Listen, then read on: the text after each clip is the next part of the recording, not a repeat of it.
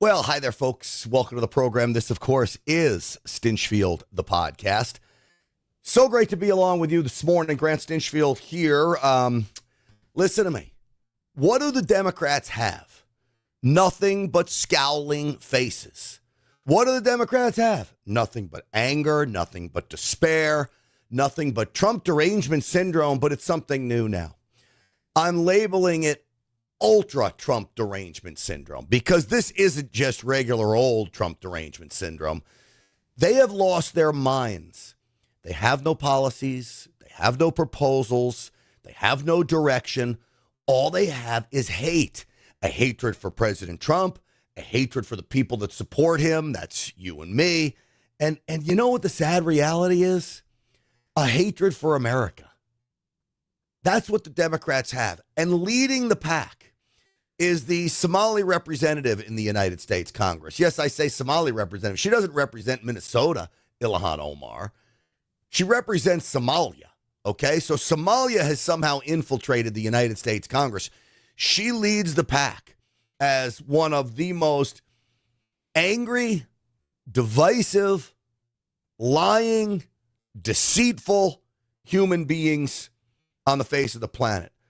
But most of these Democrats are. I mean, you just look at their faces and I can tell you, how angry are they? How deranged are they? I mean, I can scroll through some of them. Debbie Wasserman Schultz. I mean, it's literally awful when you look at these people. So how did I come across this? I was literally just scrolling through X, looking for content today, and I start to notice all of these people are ugly inside and out. Now, I was told, don't say that. That's mean. They can't help their looks. They can't help it.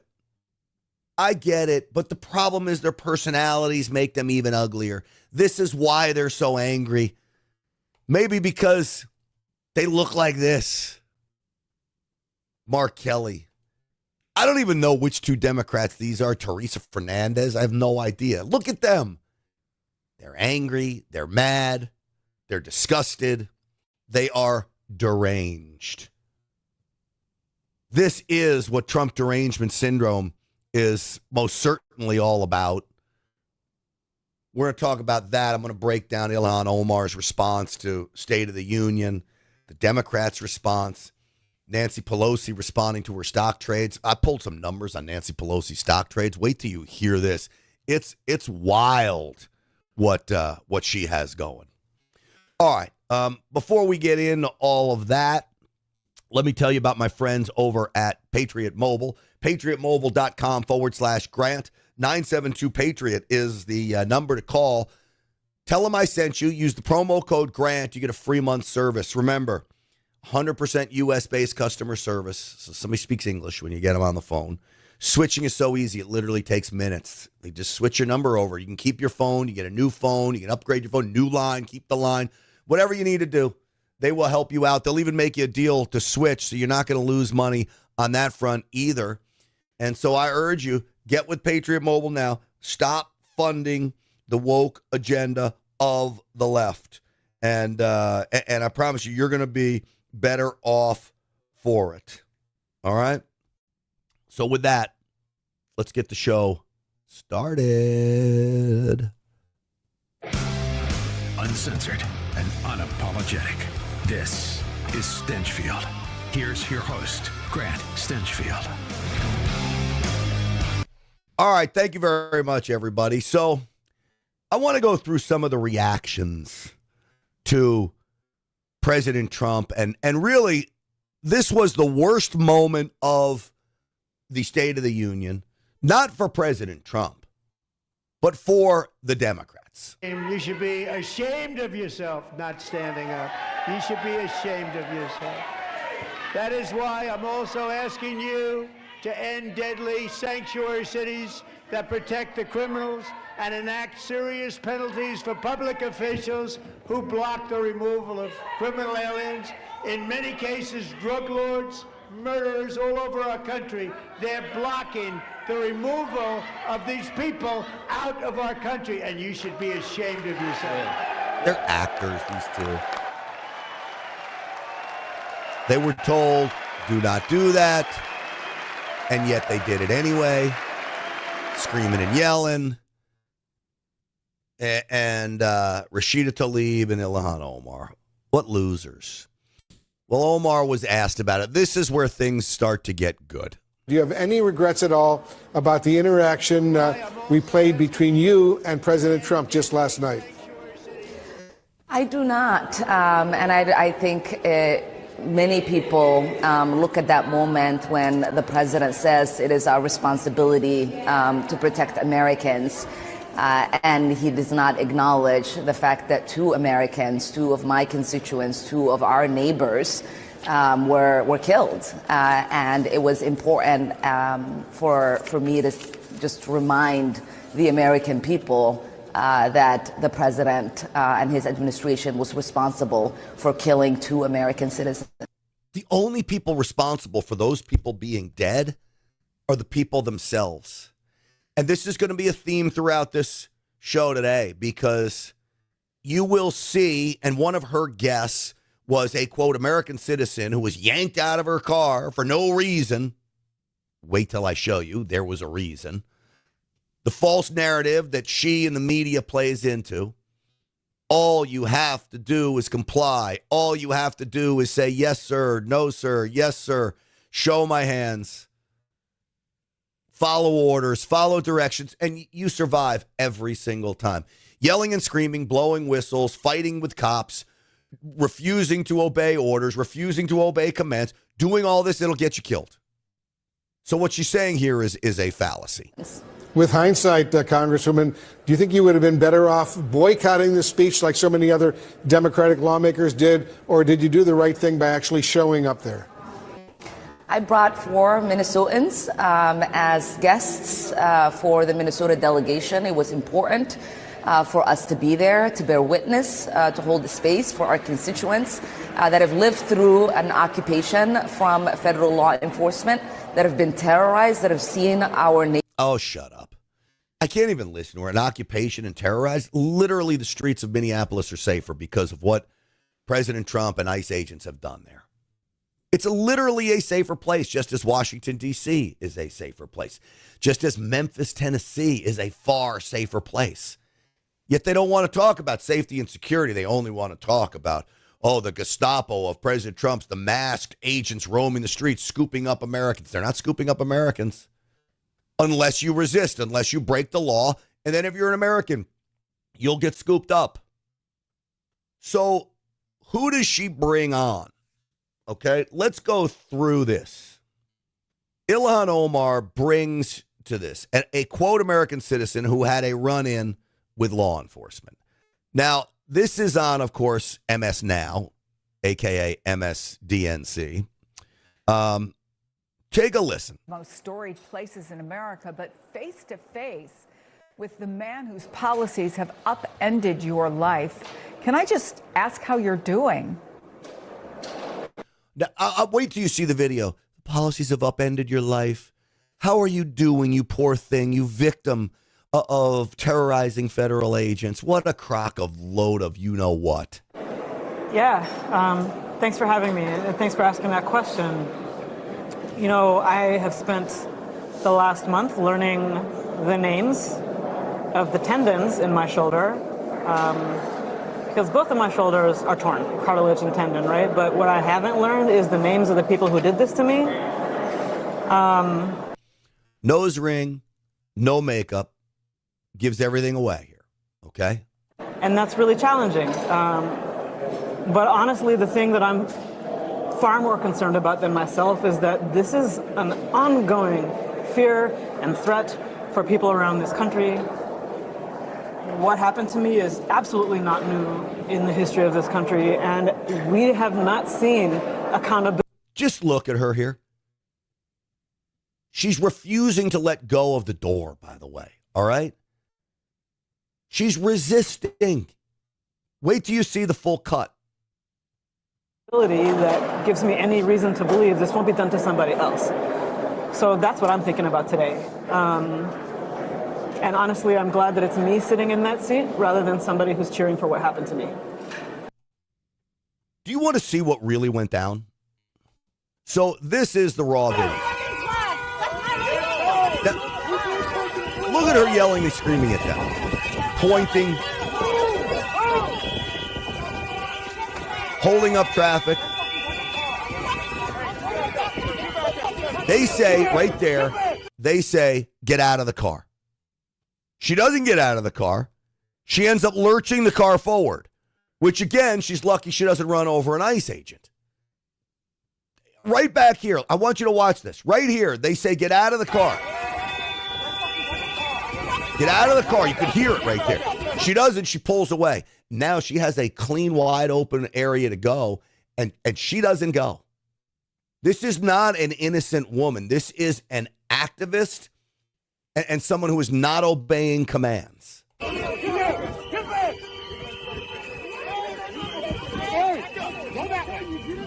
Back the fuck up!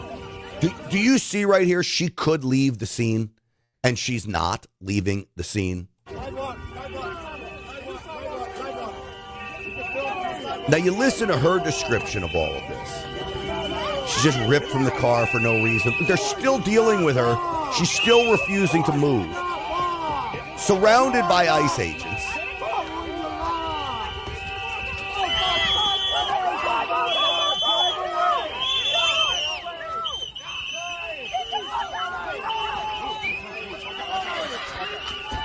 Now, this is where officers are in a very dangerous position. Listen to me. Do you think at any moment in this point of the video that if she said, okay, officers, I'm sorry, here are my hands, what do you need? The car is yours, take it, I will get out of the car. Hands, here is my hands.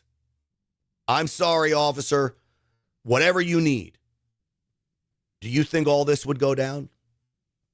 Do you think if she was normal, if it was me pulling through there and I got caught up in this, I would have said, officer, I am so sorry. Where would you like me to proceed to?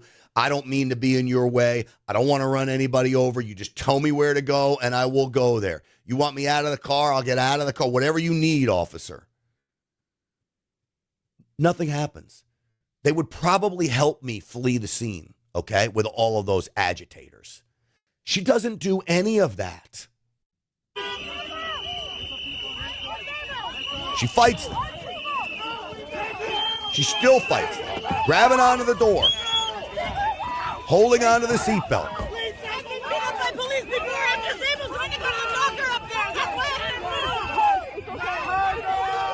Grabbing the door. What is she doing? Just submit to them, please.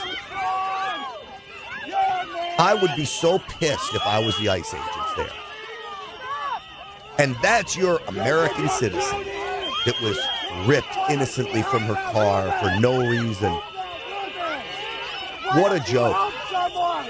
So you want to see what the mainstream media does with this? The mainstream media will interview her about all of this. And as you just saw on MS Now. Now she goes before Congress, isn't even asked. You want to see reality versus narrative? She's good at the narrative. I encountered a traffic jam caused by ICE vehicles and no signs indicating how to get around it. You see any ICE vehicles I had blocking not the way? wanted to pull into a blocked, chaotic intersection. Is it blocked? But verbally No. agreed to do so and rolled down my window after an agent yelled, "Move! I will break your effing window!" His first instruction. Agents on telling all her sides to of my move. vehicle yelled conflicting threats and instructions that I could not process while watching for pedestrians. Then the glass of the passenger side window flew across my face. I yelled, "I'm disabled," at the hands grabbing at me. Does she not know that we have the video? You appear to be resisting the entire way. You're grabbing onto the door. You're not obeying their commands. At least that's what the video shows. I think a reasonable person in any court of law would look at this and say, you know what? The moment you just obey whatever they want, case closed, it's over. You're not getting dragged out of the car. Move, get out of the car, whatever they're asking you to do, just do it. But instead, she goes before Congress and pulls this nonsense. An agent said, "Too late." An agent pulled a large combat knife in front of my face, which I thought was for cutting me, and later learned was used to cut off my seatbelt. Shooting pain went through my head, neck, and wrists when I hit the ground face first, and people leaned on my back. So where did she hit the ground face first? Because I didn't see that. Now, there may be more video that I don't have that shows that, but I saw her put against the car and ultimately, I believe, put in handcuffs. I believe the video ended there. So let's see. In my video that I have, does it show any more of her hitting the ground? She said she hit the ground face first.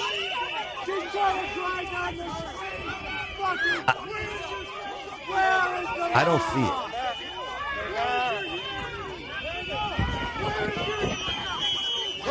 Is that where she tripped and fell? Maybe, because that sure looks like a trip and fall.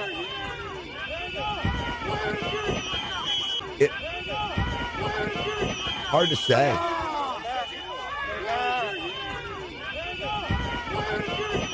Hard to say. You know, I don't know if there's other video. She doesn't appear to still be there. That looks like an interesting claim that she smashed her face into the ground with knees on her back. I don't know. I just didn't see it there. I'm not saying it doesn't exist. You got to be real careful with these people. I try to stick to the facts on this because these are everyday folks. I don't have public figure protections against them. And so you don't want to make wild accusations against them, call them names. I'm not trying to be defamatory in any way. What I'm trying to do is decipher what actually happened in the eyes of a reasonable person. And it just looks to me like she didn't obey at all. And yet the media, MS Now, will have her on as if she's some kind of a hero. I will tell you right now, she is not. All right. My buddy Ben Berkwam, after the State of the Union, he was out there at this People's State of the Union. Pretty hilarious what he did. He ran into Joy Reid. He ran into Adam Schiff. He ran into, who else did he run into? I have it. Joy Reid. Oh, Mayor Fry. Mayor Fry was very talkative, too, by the way. I'm going to play that for you here in just a moment. But before we get into that, let me tell you about my friends over at VRAinsider.com. Vertical Research Advisory, run by Kip Harridge. Fabulous guy. Family business. They've been doing this for decades. They've got a daily newsletter that spells out about 15 different positions in the market. Last 3 years, they've averaged 35% returns, far beating the S&P. Beating the stock market, actually, 19 out of 22 years, which is pretty darn amazing. And in a big way, the year before last, they were 50% returns. I've taken a sizable portion of my portfolio. I've now dedicated it to the VRA system, Vertical Research Advisors, VRAinsider.com. Here's what I want you to do. Just go to the website, sign up, and you get a free 2 weeks and to the entire back end.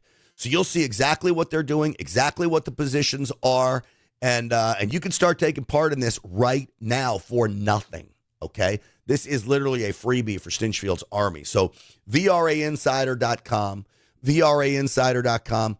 Go there, check them out, crush the market, and I promise you, you're not going to regret it. I love what these guys are doing. Kip is going to be on the podcast tomorrow, by the way.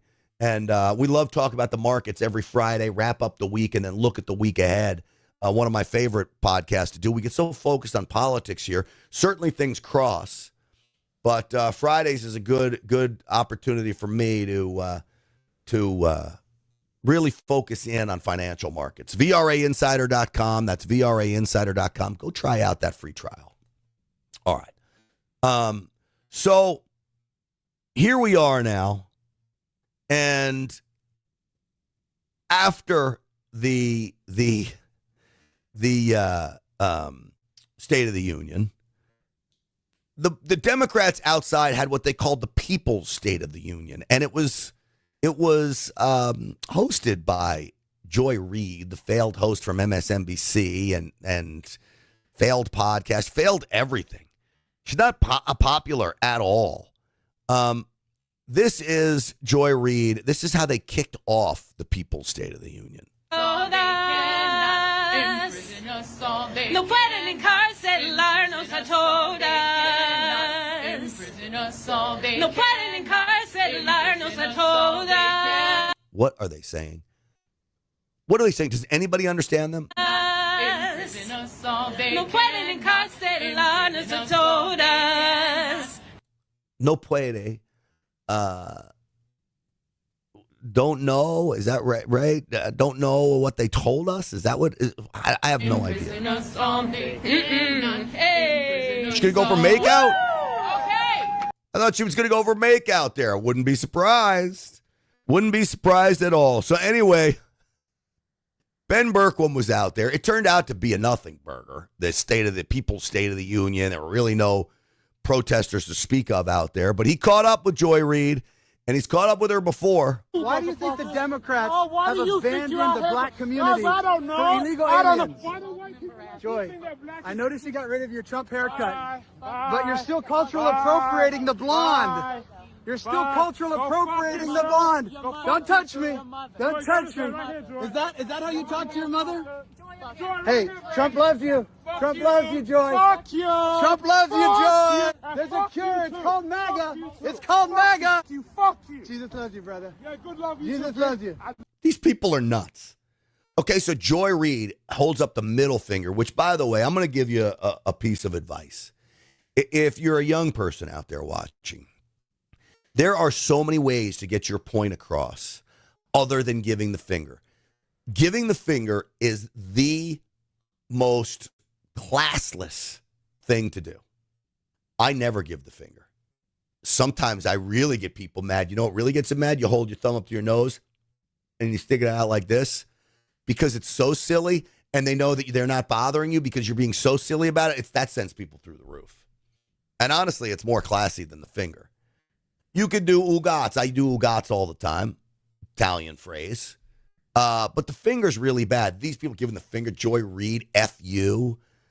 If a leftist had approached me on the street and wanted to just confront me in a way like Ben, you think I would respond that way? I would literally engage with them. I might try to have some fun. I might drop some jokes, but I'm not saying F you. It's a really bad look for them. Jesus loves you. Jesus loves you. There's a cure, Joy. It's called MAGA. It's called MAGA. MAGA. Hey, God bless ICE.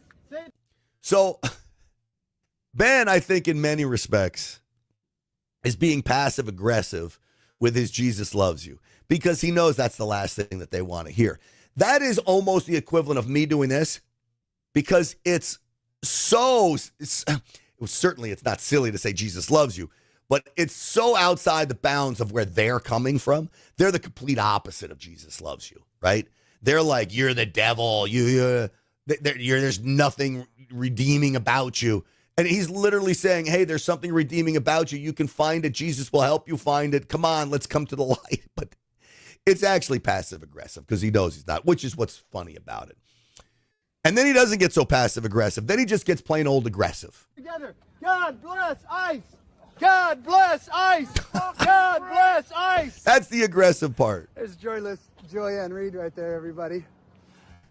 You gotta love a joyless Joyanne Reid. And sadly, though, pray for them. That's all they have. All they have is Trump derangement. Their entire life is built on Trump derangement. I'm praying for you, Joy. But you got to get rid of that cultural appropriating haircut. Got to get rid of it. I agree, Ben. And I would pray for them too. I haven't really yet. Is that bad? I would pray for them. I haven't found myself really compelled. When I put head to the pillow at night and I start my prayers, I do not pray for Joy Reid. She's not on my list. I got a lot of people that are on my list. She's not one of them. I'm happy to add her to the list. She probably needs it, right? They would never consider adding me to the list or Ben to the list. Are you kidding me? Not a chance. He called her Joyless Reid. It's so true. I mean, again, when we just flip through these pictures, joyless is what it is. Joyless. Look at them. You tell me these people have joy? This is why they're so angry. Frog lady here. Who knows who these two are? My gosh. And then this guy. Woo. You wonder why they're angry. No joy is what Ben says. So Ben then gets a hold of Jacob Fry. Now, to Jacob Fry's credit, he actually did a better job with Ben because he didn't freak out. He acted like a normal human being. Mayor Fry, why do you think these politicians are protecting illegal aliens over American citizens? What's that? Why do you think these politicians are protecting illegal aliens over American citizens? Everybody deserves some protection and some safety, don't you think? Yeah, all the angel families that have been killed because we've allowed mass illegal migration. Yeah, but you're protecting illegal aliens in your city at the expense of your constituents. No, that's not and true. you're calling on your police to obstruct. Hang on. You're calling on your police to obstruct both of those ICE things, operations. No, none of the things you're saying are true. So should ICE be protected? Everybody deserves. But do they have a right to do their job and not be obstructed by protesters, radical leftists, whistling, obstructing their operations? Here's the thing. Yeah. We aren't talking about ICE doing normal ICE stuff. They were until you guys started obstructing them and tried to run them over with your vehicles and blowing your whistles. I've been on 10 different ICE routes. That's not true. It is true. It is true. All right, man. Thank Minnesota deserves better. That's Mayor Fry, everybody. What hotel that is? Scumbag. And a traitor. That's the best.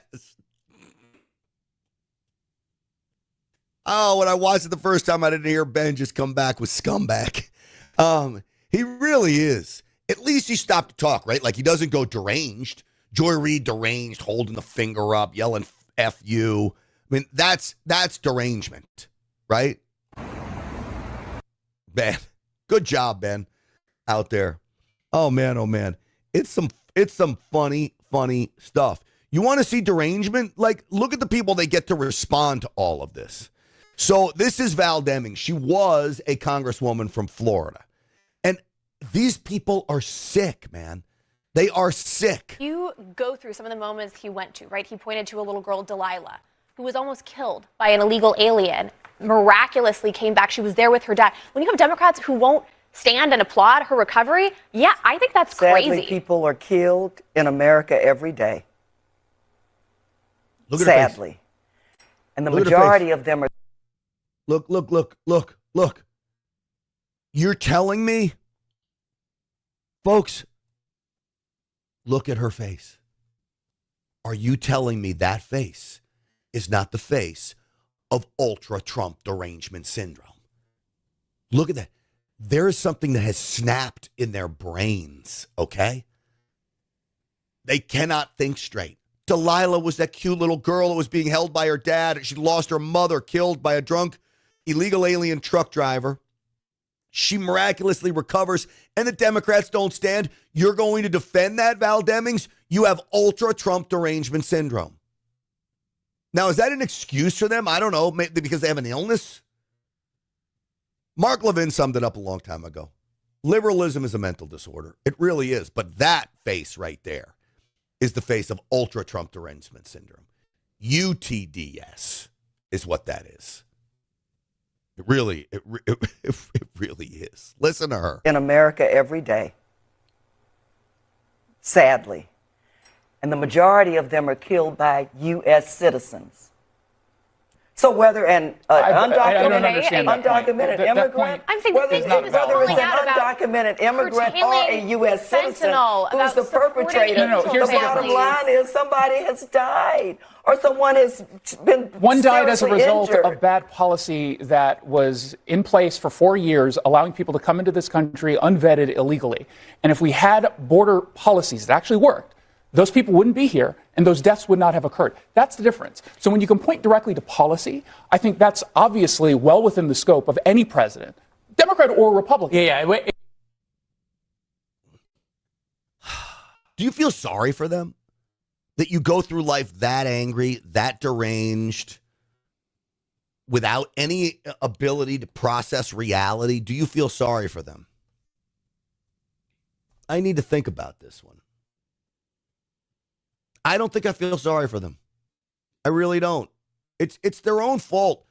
It's I'm gonna say things that I love really swatting a bee's nest with this comment, but to me I view it the same as I do like addiction. This addiction is what it is. It's an addiction to Trump derangement syndrome, ultra Trump derangement syndrome. It's like an addiction. It's an addiction to anger and hate and despair. But addiction is weak-mindedness. You can tell me all day long till the cows come home that alcoholism, drug addiction, the body takes over, people have no control. I say bullshit. I really do. You see your family getting ruined before your very eyes and you can't stop it, you are weak-minded. I'm sorry, but that's what the Maverick system is all about, right? My course about becoming an alpha and taking control of your life, it's about getting over all those excuses and just doing it. And I really do believe that this addiction, depression, all of this stuff is weak-minded. You've got to figure out a way to get over it. Nobody's going to help you. Nobody. And this is what the Democrats, quite frankly, are all about here. It's excuses for everything. I showed you the face of Debbie Wasserman Schultz before. So listen to her. She called President Trump's State of the Union an awards ceremony. He had Medal of Honor winners, military heroes that had rescued 164 girls at that summer camp, one Coast Guard rescue diver. I mean, the stories of heroism, the National Guardsman who was shot in the head in D.C., makes a miraculous recovery there to defend the people of D.C. And Debbie Wasserman Schultz just called it an award show. An award show is what she called it. Heckling the president and now you handing out the congressional or awarding the Congressional Medal of Honor to undoubtedly a heroic helicopter pilot and then a fighter pilot, an award show. I'm wondering if the president could have said anything that you'd be okay with. There are numerous times that I stood up during his speech, and I stood up for each of the individuals whose valor was worthy of the praise that he meted out. But I can tell you, I brought a guest tonight from my district. I brought a guest tonight because I brought a guest tonight from my district. She doesn't want to talk about why call it an award show. It is, and you know, it is dismissive. These men and women made huge sacrifices. And the family of the military guy back from deployment there. And the sacrifices the families make. An award show. At least you have some Democrats with common sense.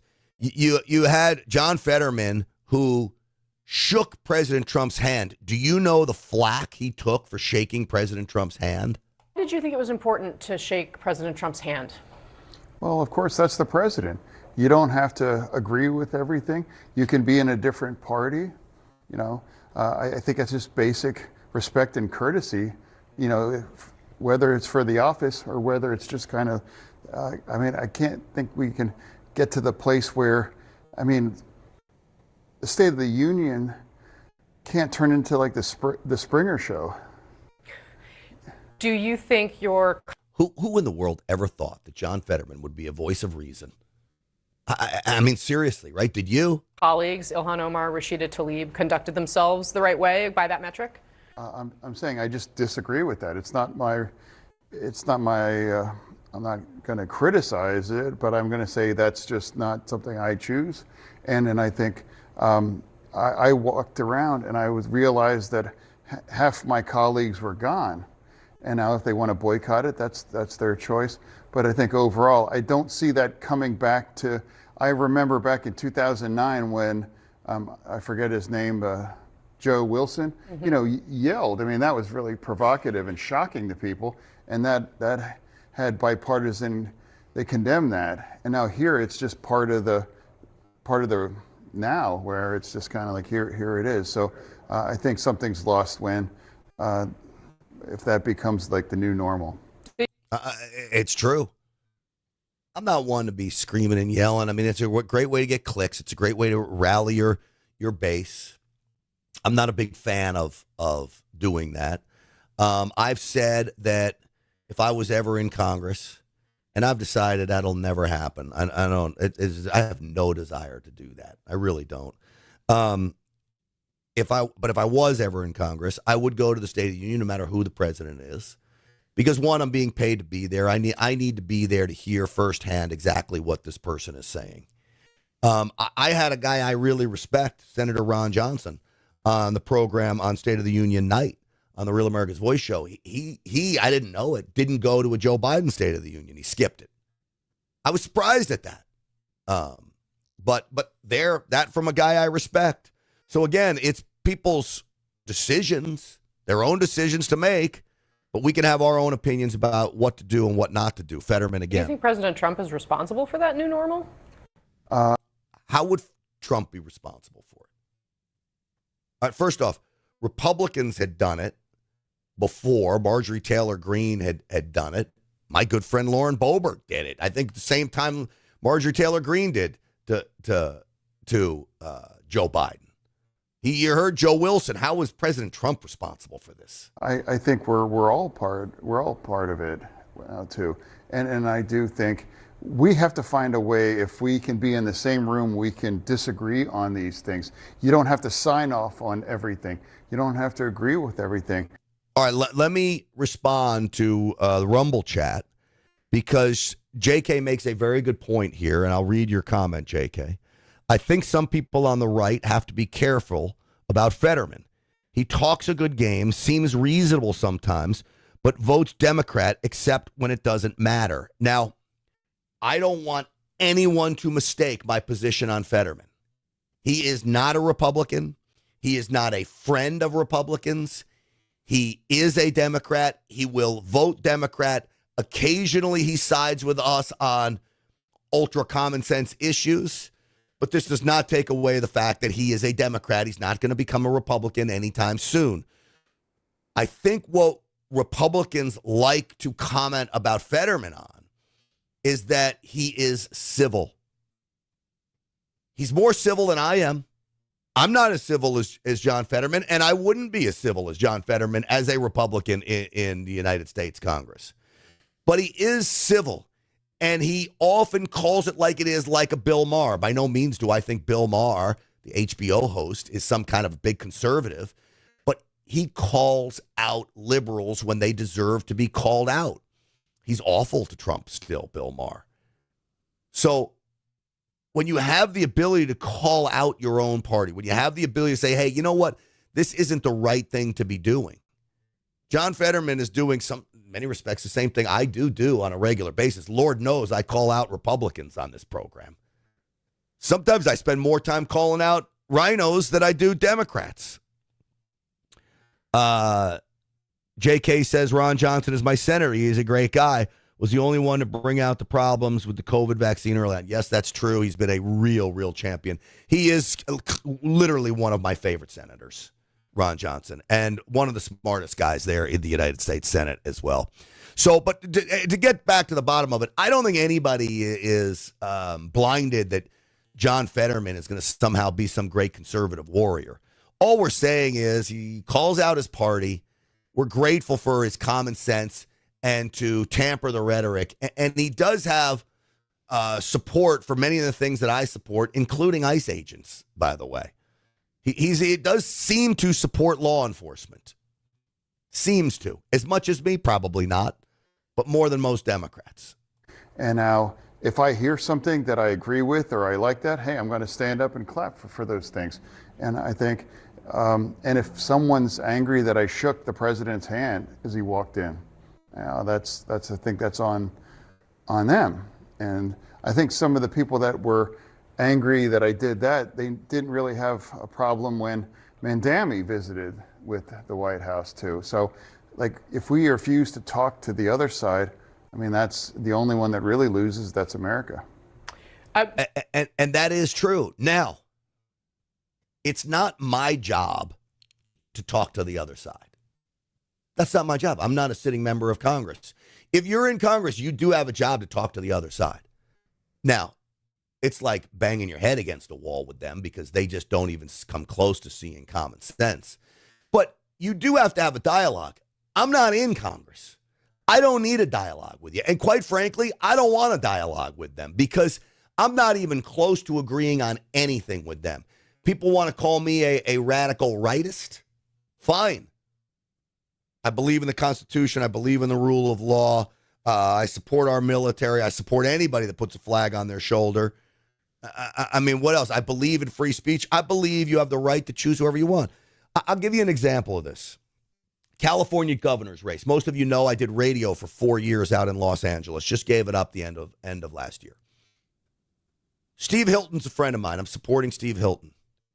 Chad Bianco is a decent guy. He's the sheriff out in Riverside County, but he's made some real big mistakes that I called out before there was even a governor's race, before he was even in it.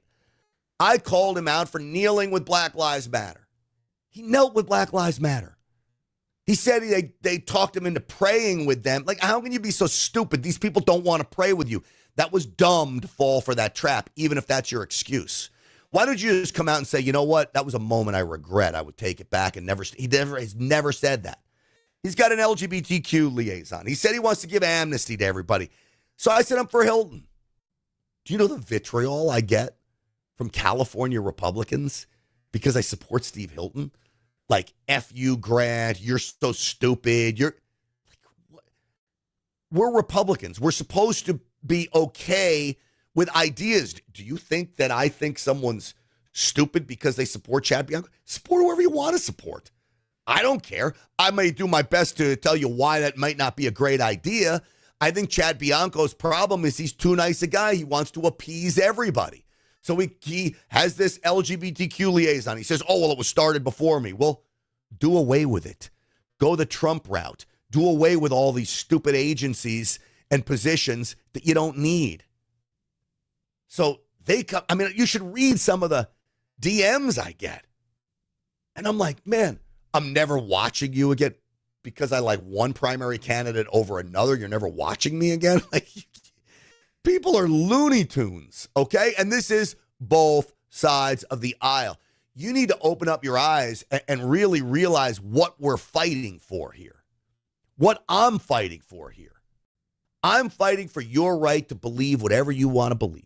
Your right to say it wherever you want to say it and not be censored for it, okay? It just so happens conservatives are the only ones really being censored. But then I see nonsense like that, people going to not watch my program because I support Chad Bianco. And by the way, I hate to break the news to everybody. I could support Hilton until the cows come home. Neither one of these guys are winning, all right? I'd love to say it's going to happen. Not a chance in hell, man.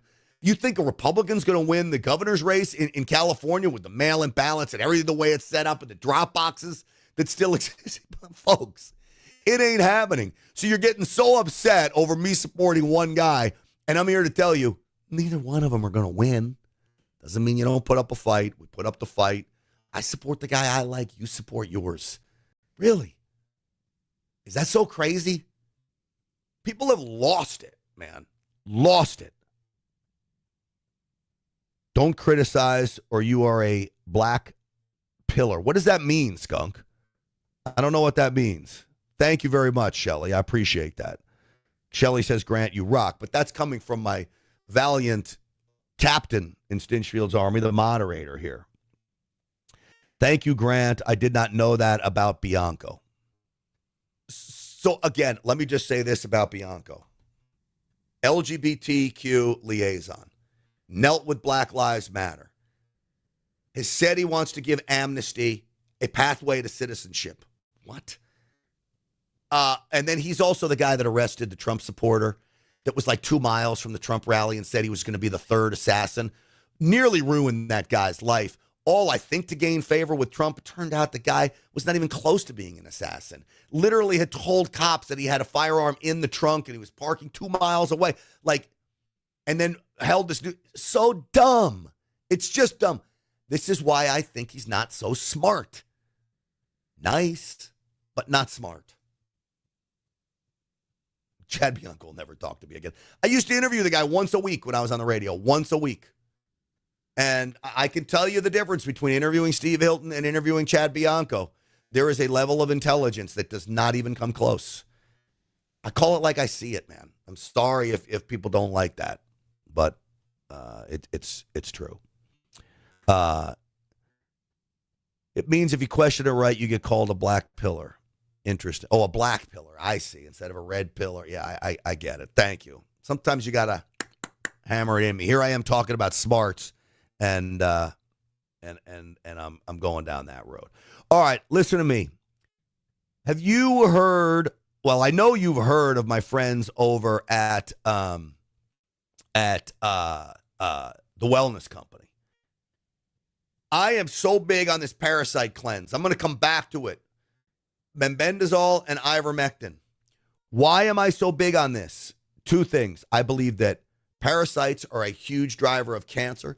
I believe that most Americans have cancer. I believe most Americans should be going through this parasite cleanse. This was a doctor they interviewed about. Differences between ivermectin and fenbendazole. These are 2 anti-pathogens used to treat parasitic infections and other similar types of conditions. They are used quite often in the oncology world to treat cancer. They both have as anti-pathogenic abilities. So parasites are thriving in the United States right now. This parasite cleanse from the Wellness Company is cleaning them out. That's salmon at a grocery store, by the way. TWC.health/Grant. Use the promo code GRANT for 10% off. And I'm doing this twice a year. And you get, I think it's 2 or 3 courses of this parasite cleanse. So it's pricey. But remember, you get 3 courses. This will last you basically a year, okay? TWC.health/Grant. Use the promo code GRANT and take back your life. I left after my first course of this. I had more energy. My head cleared up. My digestive system seemed to be working better. So many benefits of this parasite cleanse. So now I do it twice a year, and I think you should too. TWC.health/Grant. Use that promo code GRANT for 10% off. All right, you know what's interesting? I saw a clip on social media, and there's a lot of talk about affordability. And affordability is certainly important, and it's in the minds of everyone. It's really on the minds of Democrats. And let me tell you why, because Democrats believe that government should be responsible for everything. So I know that you want the price of eggs down. I know that you want the price of gas down, and I do too. But the difference between, I hope, us and them, certainly the difference between me and them, is inflation, though important to me and I want to keep it in check, it's not something I worry about. And I'll tell you why I don't worry about inflation from a personal level. I worry about inflation from a national level, but from a personal level, I don't. Because I have always looked at myself as, if I need more money, I will go out there and get it. I will find ways. Maybe I get a new sponsor. Maybe I find another business. Maybe I buy another business. Maybe I'm not doing radio now. If I need more money, I'll go back and do radio someplace. Like, I'm not worried about government keeping costs in check for me. What I worry about is, can I keep having enough money to keep up? And how do I do it? So I saw this clip. This woman in Walmart was accused of being a brokey. Okay? And she ended up pulling out her phone, okay, and showing her saying, I ain't broke. But I want you to look very carefully and see how much money she had in her bank account, claiming she's not broke. Let me see. Am I broke? Hell no, she ain't broke. Fuck no. Hell no. She ain't broke. Hell no, she ain't broke. The fuck? Now look. I need a new daughter-in-law. She's got kids, a young lady. She was called broke for whatever reason. She opened up her bank account. She's got $6,500 in her account. $6,500. I think. Let's see where. There it is. Yeah, $6,500. $6,504.85. Now, the question is that broke? I mean, clearly the definition of broke is you're stone cold broke. You ain't got nothing, man. You got no money. So she's not broke. I would agree she's probably better off than most Americans, especially in that position, okay? $6,500. She's got a little bit of a cush. She's probably not spending money wildly. Good for her. There's a lot of Americans that can't say that. But I don't know if I'd be going around showing $6,500 as proud. Okay? I feel like I'm in a really good spot. Okay? How do I say this without sounding cocky?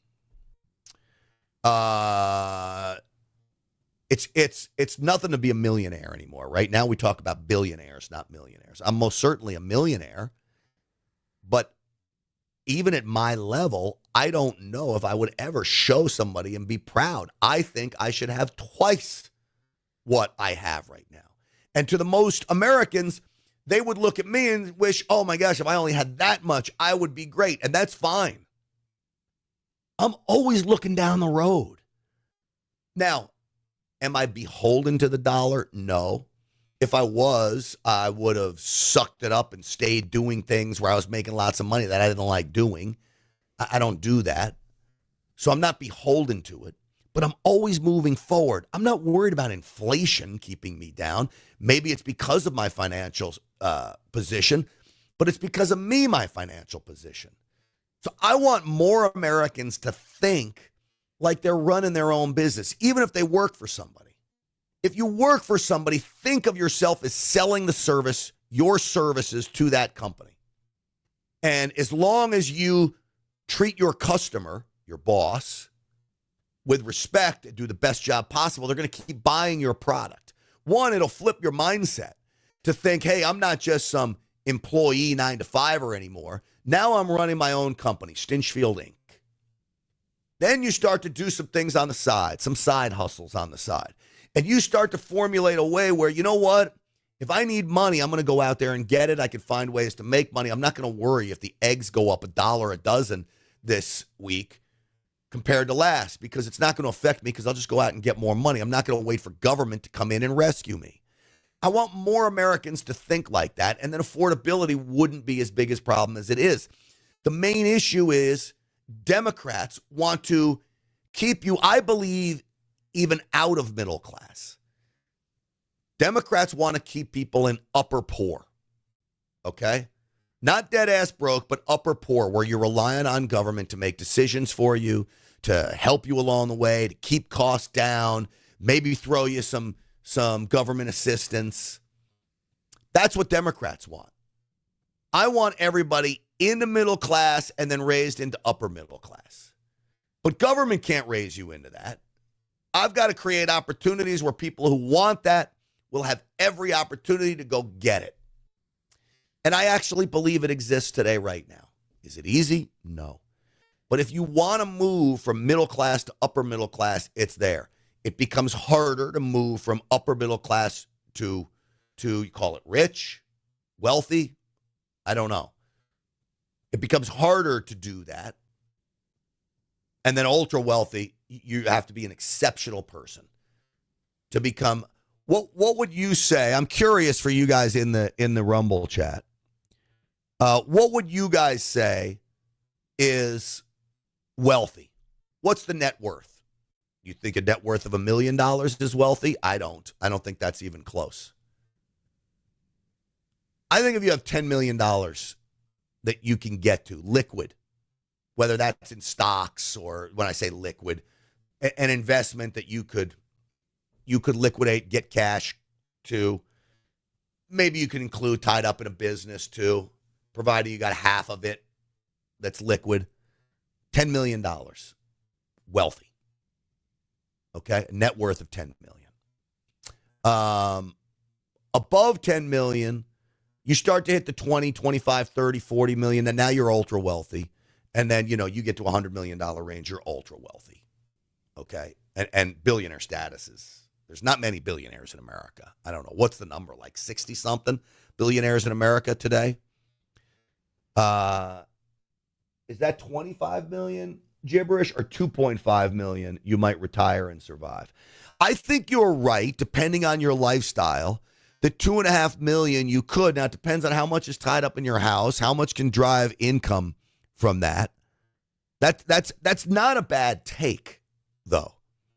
But you're right on the border. If you make right now, and I'm curious on this too, what's an annual income that makes you wealthy along the way? Say you're a 40-year-old and you are making a certain income at 40. 250,000? 350, 500,000?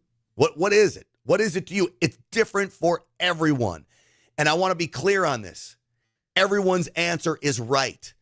I tell you what's right is whatever is right for you. Strive for what you want. And if you strive for what you want, you will get it. I promise you. You have to think like you deserve it. You have to think like you own it. You have to think like it's coming to you. I don't mean be reckless, but you will get it. If it's the $100,000 a year you want, then just go out there and get it. Every time I started my first job in TV at $14,000 a year. And then my next job was $28,000. And then my next job was 50-something thousand. So you see what was happening. I started to double my salary early on in my career. And I kept that going for quite a while. And then, of course, it becomes impossible to double your salary every year. And that's when I start buying businesses, right? And you're always moving forward. And my block was changed. I remember says, wow, if I could just make $100,000 a year, I'd be on Easy Street. And then you get to 100. I'm like, well, now I've got other expenses that come along with all this. If I could just make 200, just make 400. If I could pull in $1 million a year, I would be great. So, you want me to be honest? That's where I am today. That's my goal now. It's $1 million a year. $1 million. And so, if I can get there, that's what I want.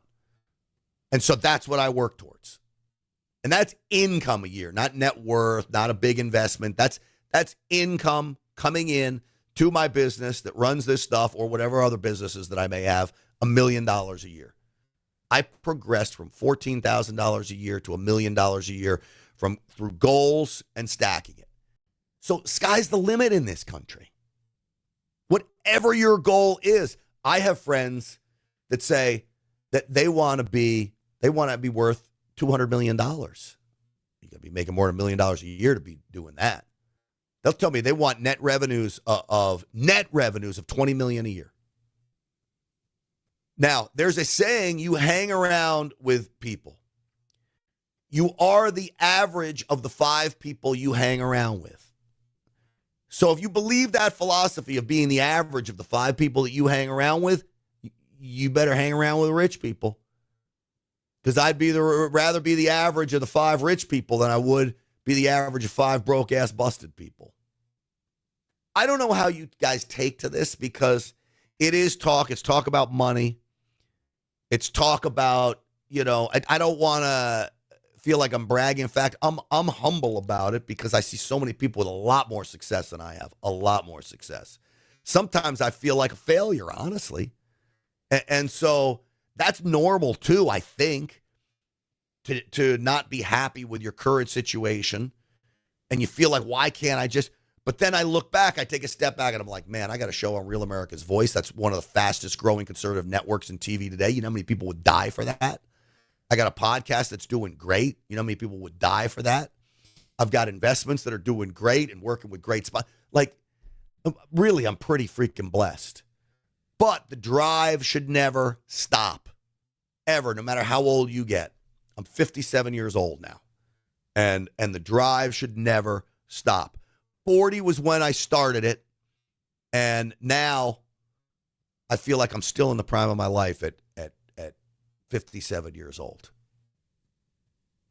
I hope that, I don't know, that's not really my normal podcast spiel, but it is interesting.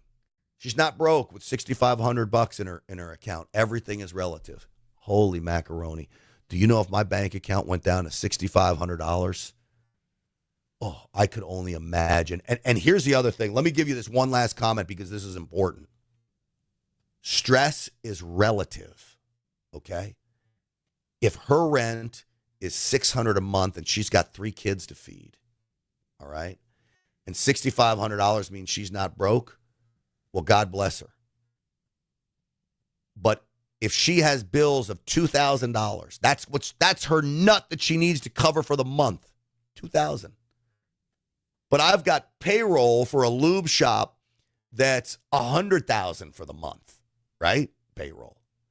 If I can't make that payroll, is my stress any more or less important than this woman's stress who can't make $2,000 a month with the kids? I mean, I got families and their kids, but she's got her kids. I'm here to tell you that stress is exactly the same.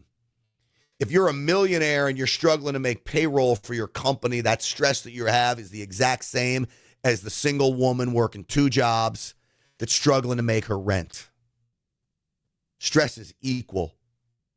That stress on the body it doesn't matter how much money.